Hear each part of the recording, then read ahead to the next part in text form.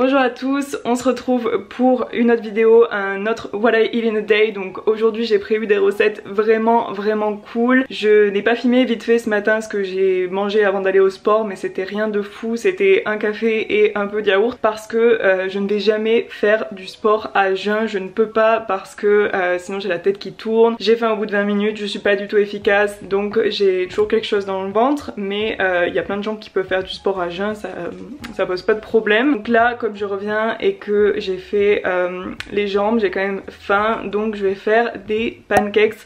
Surtout comme ça, je me suis dit si je fais une recette de pancakes, vous pourrez la faire ce week-end, ce dimanche ou autre. Vous allez voir, le coulis c'est une tuerie, donc c'est parti. Pour la recette de pancakes, j'utilise de la farine, vous pouvez utiliser une farine normale, j'utilise une sans gluten. Vous mettez également un peu de poudre à lever, du bicarbonate pour faire gonfler les pancakes. Évidemment un peu de cannelle parce que j'adore. Je sucre toujours mes recettes ou mes gâteaux avec du sirop d'érable ou du sirop d'agave, donc je mets une cuillère à soupe, un peu de vinaigre de cidre pour pouvoir faire gonfler les pancakes. Celui-là je ne vous le présente plus, le lait d'avoine Oatly, j'en mets dans toutes mes boissons et dans tous mes gâteaux, c'est mon préféré. Et ensuite vous mélangez jusqu'à obtenir une texture plutôt quand même assez liquide, donc rajoutez du lait s'il y a besoin. Pour la cuisson, j'utilise de l'huile de coco et je verse environ un quart de cup de pâte et j'attends que la pâte gonfle pendant environ 2-3 minutes pour retourner les pancakes.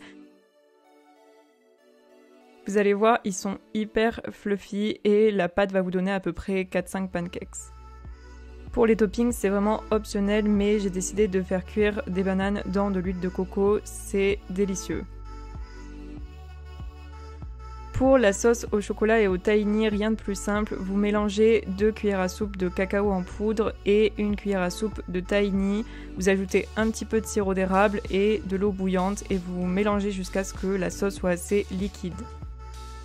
Verser la sauce au chocolat tahini, c'est un délice. Vous pouvez aussi ajouter du yaourt de coco si vous avez, c'est super bon et frais. Je rajoute les dernières bananes et ma touche finale c'est des cacao nibs, donc en gros des fèves de cacao.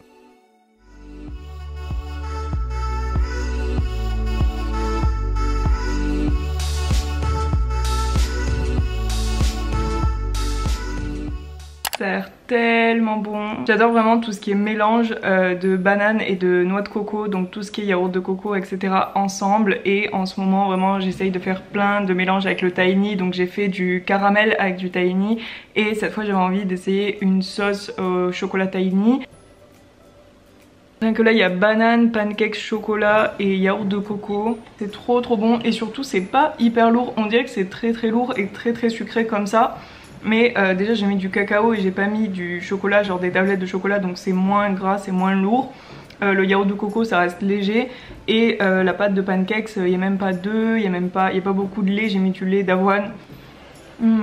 Pour le repas du midi, hier j'ai vu qu'il y avait un restaurant amazonien qui a ouvert à Paris, ça a l'air trop bon, ça a l'air trop beau et tous les plats sont plutôt genre sucré salé et c'est sur des feuilles de palmier ou autre, donc ça a l'air incroyable. Et du coup ça m'a donné envie de cuisiner plutôt exotique et plutôt faire des mélanges sucré salé, donc c'est ce que je vais faire à midi. C'est le genre de bol un peu mixé avec des légumes, des féculents, etc. que j'aime bien faire.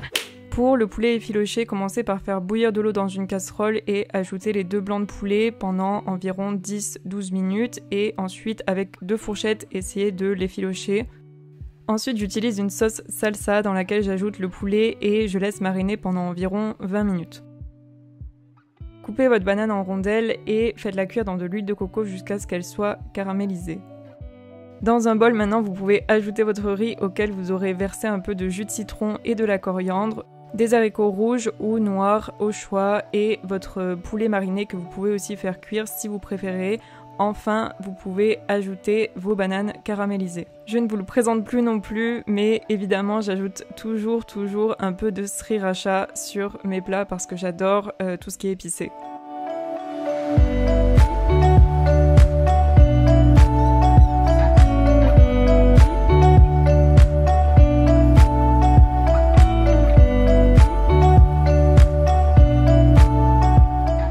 On se retrouve pour le goûter et je vais vous montrer mon goûter du moment. Du coup en ce moment je fais tout le temps la même chose, mais c'est parce que je trouve ça trop bon et surtout c'est super simple, donc j'aime trop. Du coup juste avant j'étais en train de réviser et j'ai aussi commencé du coup ce livre que j'ai reçu, donc ça s'appelle Malibu Rising. Ça fait plusieurs années, en fait ça fait des années vraiment que je n'ai pas acheté de roman, donc quand j'achète des livres c'est tout le temps des livres sur la santé, des livres sur la nutrition, sur l'entrepreneuriat, etc. Donc des livres pour apprendre. En fait en ce moment depuis quelques semaines j'ai juste envie d'avoir un livre pour lire et ne penser à rien, ne pas avoir de termes techniques, ne pas avoir à réfléchir, mais juste vraiment me plonger dans une histoire. Et donc j'ai cherché plusieurs romans sur internet donc qui étaient bien notés en ce moment, et apparemment celui-là a reçu vraiment des prix, etc. Donc je vous dirai s'il est bien. J'en ai commandé d'autres pour juste avoir des romans pour cet été. D'ailleurs là en vrai j'aurais vraiment envie de café, mais il est 16h donc je sais pas, parce que c'est un peu tard, après je vais pas dormir, je me connais. Mais d'un côté mes cafés, moi c'est vraiment genre ça de café et tout ça de lait, donc on peut pas dire que j'exagère sur la caféine par jour. Pour le snack le plus facile du monde, il vous faudra des dattes. J'utilise soit des dattes Medjool, soit des dattes Mazafati. Ensuite j'enlève le noyau et j'ajoute un peu de beurre. Vous pouvez utiliser du beurre de cacahuète, du beurre d'amande, du beurre de cajou, ce que vous voulez, et un petit peu de sel de l'Himalaya.